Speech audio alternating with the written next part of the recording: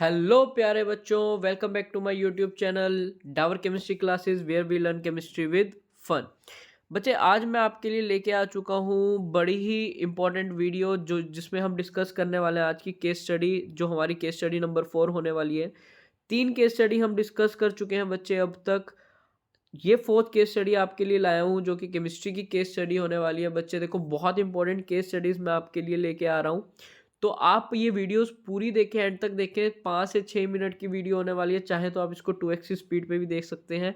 आप साथ के साथ क्वेश्चन सोल्व करें मेरे साथ, आपको भी अच्छा लगेगा, आपका भी कॉन्फिडेंस बूस्ट अप होगा। आओ शुरू करते हैं हम बिना किसी देरी के केस स्टडी को डिस्कस करते हैं। देखो यहाँ पे, देखो हमें क्या दे रखा है, फ्रोथिंग इज यमुना। तो बच्चे ये आपका कहीं ना कहीं एक तो डिटर्जेंट से रिलेट होगा और दूसरा कहीं ना कहीं पीएच से रिलेट करेगा इस क्वेश्चन में। तो ये हमारे chapter number acid 2 acid base और सॉल्ट में से भी आ सकता है, और चैप्टर नंबर 4 में भी आ सकता है जिसमें हम पढ़ते हैं डिटर्जेंट्स। ठीक है, तो ये वहाँ की केस स्टडी है बच्चे। तो ये आप पढ़ लेना। देखो यहाँ पे मेरे को तो यहाँ से एक बात समझ में आ गई, it is about detergent and pH. तो हम नेक्स्ट स्लाइड में क्वेश्चंस देख लेते हैं कि क्या क्वेश्चंस पूछने वाला है। तो बच्चे, पहला क्वेश्चन है, predict the pH value of water of river Yamuna if the reason of froth is high content of detergent dissolve in it. बच्चे, डिटर्जेंट का जो पीएच होता है वो आप सभी को पता है। जो डिटर्जेंट्स होते हैं वो बेसिक नेचर के होते हैं। हमारे किस नेचर के होते हैं डिटर्जेंट्स? हमारे बेसिक नेचर के होंगे। ठीक है, तो याद रखना, डिटर्जेंट्स का अगर हम देखें, डिटर्जेंट या soap, they are basic in nature. हमेशा किस नेचर के होंगे? Basic in nature. तो बेसिक इन नेचर होगा तो पीएच इनका हमेशा 7 से ज़्यादा होगा। पीएच इनका, सॉरी, पीएच क्या रहेगा? पीएच इनका 7 से ज़्यादा रहेगा प्यारे बच्चों। तो पहला ही क्वेश्चन है, देखो ऑप्शन दे रखे हैं 10 से 11, 5 to 7, 2 to 5, 3 to 7। बच्चों ये पहले जो लास्ट के 3 ऑप्शन है ये तो हमारे एसिडिक करेक्टर के जा रहे हैं और न्यूट्रल करेक्टर के जा रहे हैं। बट बेसिक हमारा जो डिटर्जेंट है किस करेक्टर के है? बेसिक। तो हमारे पास राइट आंसर क्या हो जाता है? Option number first, 10 to 11। तो पहले का आंसर हमें समझ आ गया, ऑप्शन नंबर ए।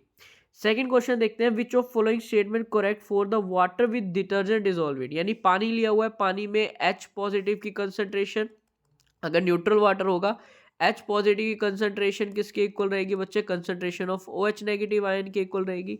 बट उसमें डिटर्जेंट भी ऐड कर दिया। डिटर्जेंट किस नेचर का होगा? बेसिक। तो OH नेगेटिव की कंसंट्रेशन हाई हो जाएगी और H पॉजिटिव कंसंट्रेशन लो हो जाएगी। तो यही हमने ऑप्शन में ढूंढना है।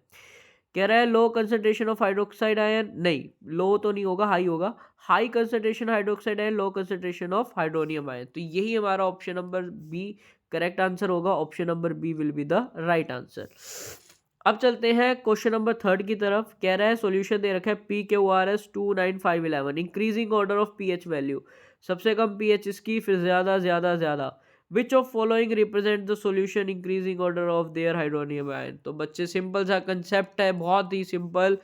पीएच की वैल्यू जितनी कम होगी, एच पॉजिटिव आयन की कंसंट्रेशन उतनी ही ज़्यादा होगी। और अगर पीएच की वैल्यू कम ज़्यादा होगी तो एच पॉजिटिव की वैल्यू भी क्या होगी? तब उसकी वैल्यू कम होगी। इनवर्स रिलेशन है, pH is always inverse two H positive ion. बस ये याद रख लेना बच्चे। और डायरेक्टली प्रोपोर्शनल होता है पीएच किसके? OH नेगेटिव आयन कंसंट्रेशन के। बस इतनी सी बात याद रखना। तो यहाँ पे देखो, जिसकी पीएच कम उसकी सबसे ज़्यादा H पॉजिटिव कंसंट्रेशन। तो यहाँ पे हमारे पास सबसे ट्रेंड क्या बन जाएगा बच्चे? सबसे ज़्यादा कंसंट्रेशन H पॉजिटिव की P में होगी, फिर Q, फिर उसके बाद R, और सबसे लास्ट में क्या होगा? S। तो राइट आंसर हमारे पास क्या हो जाएगा? PQRS। सबसे ज़्यादा P, फिर Q, फिर R, और फिर हमारे पास S। सॉरी, Q9 है बच्चे। सॉरी सॉरी सॉरी, यहाँ पे ध्यान दो, हमारे पास क्या है?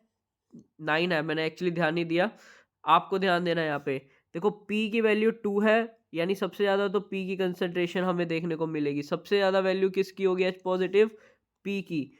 उसके बाद देखो सबसे कम क्या है? पीएच। 2 के बाद क्या आ रहा है? 5। 5 किसकी है? R की। तो P के बाद R आएगा, आर के बाद 9 आ रहा है, इसका मतलब क्यू। और सबसे ज़्यादा पीएच किसकी है? एस की। तो उसमें एच पॉजिटिव कंसंट्रेशन भी क्या होगी बच्चे? सबसे कम होगी।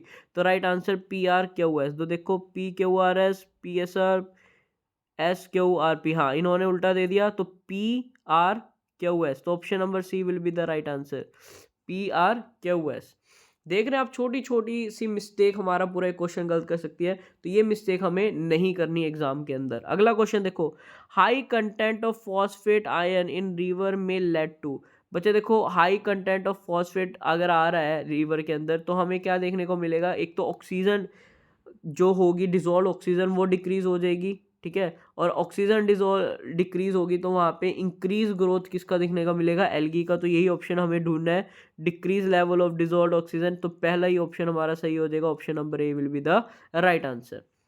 लास्ट क्वेश्चन कह रहा है, if a sample of water containing detergent provided to you which of following method will you adopt to neutralise.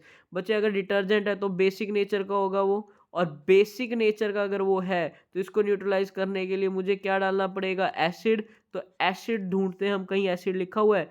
Treating with baking soda basic nature का तो आंसर नहीं होगा।